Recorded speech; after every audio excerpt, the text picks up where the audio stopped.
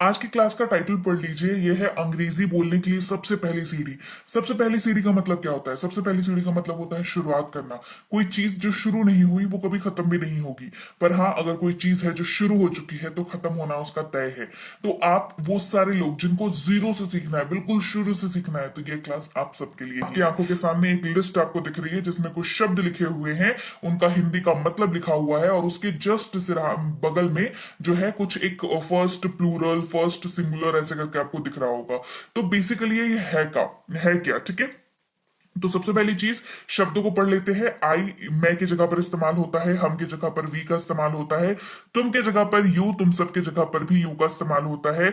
वह अगर पुरुष के लिए यूज हो रहा है तो ही, महिला के लिए यूज हो रहा है तो शी, किसी और के लिए हम यूज कर रहे हैं वे करके तो दे का इस्तेमाल करेंगे अंग्रेजी में, और यह की बात कर रहे हैं तो इट का इस्तेमाल करेंगे। ये तो हमें हम हिंदी जो वाक्य में यूज कर रहे हैं उसकी अंग्रेजी क्या होगी ये समझ लिया। अब उसके जस्ट बगल में फर्स्ट सिंग और फर्स्ट प्लू और सेकंड सिंग सेकंड प्लू लिखा हुआ है। तो सबसे पहले बता दूं, सिंगुलर और प्लूरल का एब्रिविएशन है SING और PLU। सिंगुलर और प्लूरल क्या होता है? सिंगुलर मतलब सिंगल के बारे में बहुत सिंपल है, प्लूरल मतलब एक से ज्यादा, ठीक है। First person, second person, third person क्या होता है? फर्स्ट पर्सन मैं आपसे बात कर रही हूँ अगर, तो मैं, सेकंड पर्सन आपसे बात कर रही हूँ तो आप, और थर्ड पर्सन किसी और के बारे में अगर बात करूंगी तो वो थर्ड पर्सन हो जाएगा। तो आपको बस ये कैटेगराइज करना है, आपको ये याद रखना है कि ये जो शब्द हैं ये किस श्रेणी में पढ़ रहे हैं और उसके अकॉर्डिंग आपको इसको इस्तेमाल करना है। और उसके लिए हिंट आपको क्या याद रखना है, क्या ट्रिक याद रखनी है? देखो जो भी शब्द मैं कराऊंगी ना आज की क्लास में, एक तो डिटेल एक्सप्लेनेशन कराऊंगी, साथ ही आपको ना ट्रिक भी बता दूंगी कि कैसे याद रखना है इसको, ठीक है। तो इस वाले लिस्ट की जो ट्रिक है वो ये है कि ये मुख्य रूप से वाक्य की शुरुआत में आता है, इसको गांठ बांध के रख लो। यही ट्रिक है, यही मैजिक है कि आपको ये शब्द दिख रहे हैं और आपको पता चल जाएगा कि वाक्य की शुरुआत में इसकी अंग्रेजी आएगी, ठीक है। कैसे देख लो, वह जा रहा है, ये वाला हिंदी वाक्य अगर आप बना रहे हो, वह जा रहा है, तो वह जो है जा रहा है, ये साफ हो गया कि मेल पुरुष के बारे में बात हो रही है, और वह की अंग्रेजी क्या होती है? ही। तो आपको पता है अब ही का प्लेसमेंट कहां पर होगा, ये वाक्य की शुरुआत में आएगा। क्या हो गया? ही इज गोइंग, वह जा रहा है, ही इज गोइंग। वह जा रही है, शी इज गोइंग। वह जा रही है, शी इज गोइंग। मैं बाजार जा रहा हूं, I am going to market. मैं बाजार जा रहा हूं, I am going to market. हम लोग क्रिकेट खेल रहे हैं, वी आर प्लेइंग क्रिकेट। हम लोग क्रिकेट खेल रहे हैं, वी आर प्लेइंग क्रिकेट। आप एक चित्रकार हैं, यू आर अ पेंटर। आप एक चित्रकार हैं, यू आर अ पेंटर। वे जा रहे हैं, दे आर गोइंग। अब दे जो है वो वे लोग, वे सब, ये लोग, इन सब की जगह पर यूज होता है दे का। तो वाक्य में आप इनमें से कुछ भी यूज कर रहे हो, अंग्रेजी में दे का ही यूज करेंगे, ठीक है। वे जा रहे हैं, दे आर गोइंग। यह संभव है, इट इज पॉसिबल। यह संभव है, इट इज पॉसिबल। अब ये आपके सामने एक दूसरी लिस्ट है, इस लिस्ट को भी अच्छे से ध्यान से देख लो और इसका मैजिक ट्रिक भी आपको बताती हूँ, ठीक है। लिस्ट कुछ ऐसी है कि अगर वाक्य में आप मुझे का इस्तेमाल कर रहे हो तो मी इस्तेमाल होगा अंग्रेजी में, हमें अस, तुम्हें आपको यू, तुम सबको यू, उसे हिम पुरुष के लिए, उसे हर महिला के लिए, उन्हें देम, और इसे इट का इस्तेमाल होगा। अगेन आपके सामने सिंगुलर और प्लूरल की लिस्ट डाली हुई है, इसको आपको मैच करके याद रखना है। इसका मैजिक ट्रिक क्या होगा? ये मुख्य रूप से वाक्य के अंत में आता है और ये सबसे बड़ा डिफरेंशिएशन फैक्टर बनेगा जब आप अंग्रेजी फ्लुएंसी के साथ बोलोगे, बिकॉज वर्ड्स की प्लेसमेंट बहुत बहुत बहुत मेजर रोल प्ले करती है जब बात आती है अंग्रेजी फ्लुएंसी के साथ बोलने के लिए। तो आपको याद रखना होगा ये वाला जो लिस्ट है, इसमें जो वर्ड्स है वो वाक्य के अंत में आपको देखने को मिलेंगे, और आप जब ट्रांसलेट करोगे तो इन वाक्यों की अंग्रेजी आपको याद है, आप इनको कहां रखोगे? वाक्य के एंड में बिठाओगे, ठीक है। इस्तेमाल देख लो। उसने मुझे उपहार दिया, शी गिफ्टेड मी। इसे हमें दे दो, give it to us. Ramesh आपको बुला रहा है, रमेश इज कॉलिंग यू।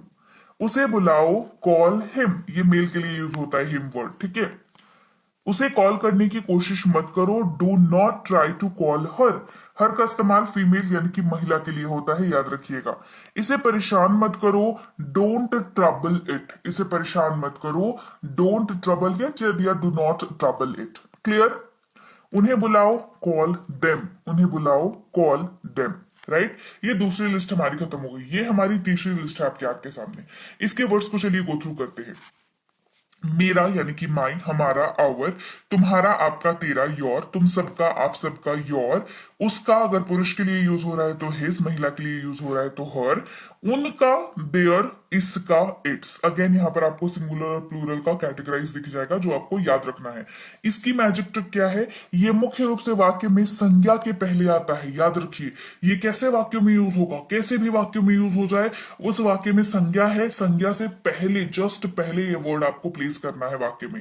ठीक है, तो ये मैजिक ट्रिक्स आपको याद रखने हैं। ये वाली जो स्क्रीन है, ये वाली जो स्लाइड आपको दिख रही है, ये सिंपली इसी बात को डिनोट करती है कि आपको जो भी कुछ है इस स्लाइड में लिखा हुआ वो सब आपको याद होना चाहिए, तभी जाकर के आप अच्छे से वाक्य को बना पाओगे। जैसे ये मेरी कार है, दिस इज माई कार। अब इस वाक्य में संज्ञा क्या है ये मेरे को सबसे पहले बताओ। सबसे पहले मेरे को बताओ कि इस वाक्य में संज्ञा क्या है। अगर नहीं पता है तो पार्ट्स ऑफ स्पीच वाली क्लास जो है वो ऑलरेडी करा रखी है, डिस्क्रिप्शन बॉक्स में लिंक है, जाओ देखो, समझो कि क्या क्या होता है संज्ञा, ये बताओ। ठीक है, ये समझ में आएगा तो ही इस ट्रिक का काम है। नहीं, अगर संज्ञा ही नहीं पहचानना आता फिर क्या ही करोगे इस ट्रिक को जान करके, है ना। फिर तो पहले दूसरी वाली लिस्ट है वही काफी है ना। लेकिन फ्लुएंट नहीं हो पाओगे, फिर इसका रिजल्ट क्या होगा, फ्लुएंसी नहीं आएगी कभी भी, है ना। तो इस वाक्य में संज्ञा जो है वो कार है ना। संज्ञा क्या होता है, व्यक्ति, वस्तु, स्थान, किसी का नाम, है ना, ऐसा होता है। तो कार क्या है, ये वस्तु है कार, तो उसके जस्ट पहले आएगा ये मेरी कार है, दिस इज माई कार। वो तुम्हारा बैग है, दैट इज योर बैग। तो बैग यहाँ पर क्या है, संज्ञा है, तो संज्ञा के पहले है। दिख रही है, समझ में आ रही है बात। ये हमारा घर है, दिस इज आवर हाउस। ये उसका घर है, this is his house. Male के लिए हिज का इस्तेमाल करते हैं। वह उसकी स्कूटी है, दैट इज हर स्कूटी। हर का इस्तेमाल महिला के लिए होता है, फीमेल के लिए। स्कूटी अगेन क्या है, संज्ञा है। ये उनका घर है, this is their house, this is their house. इसके पंख हरे हैं, its wings are green, its wings are green. Right, ये हो गई हमारी तीसरी लिस्ट खत्म।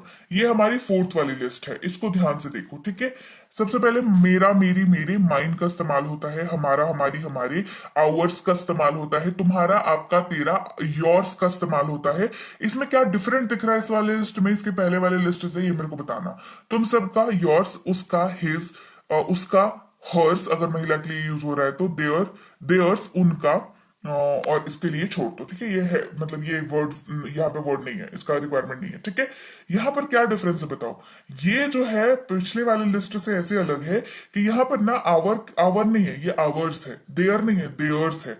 योर नहीं है, योर्स है ना। ये क्या दिखा रहा है, ये मुख्य रूप से वाक्य में आपके मालिकाना हक को दिखाता है। आप जो बात करना चाहते हो उस, ये पॉजेसिव प्रोनाउन की कैटेगरी में आता है, ये मालिकाना हक दिखाता है।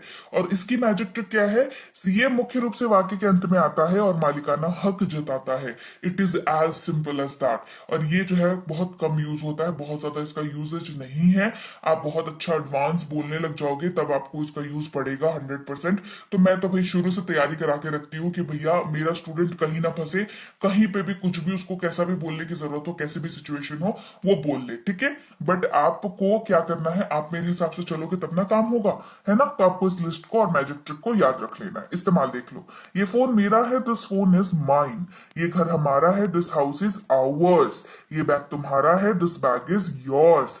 ये उसका है, दिस इज हर्स। ये फैसला उनका है, this decision is theirs. This decision is theirs. आप क्या कहते हैं, बोल रहे हाँ उनका डिसीजन है, मतलब उन्होंने लिया है, मेरा कुछ नहीं है इसमें। तो देयर्स है ना, उनका मालिकाना हक कौन है, डिसीजन का मालिक कौन है, वो लोग हैं। तो देयर्स ऐसे करके यूज कर रहे हैं इसको।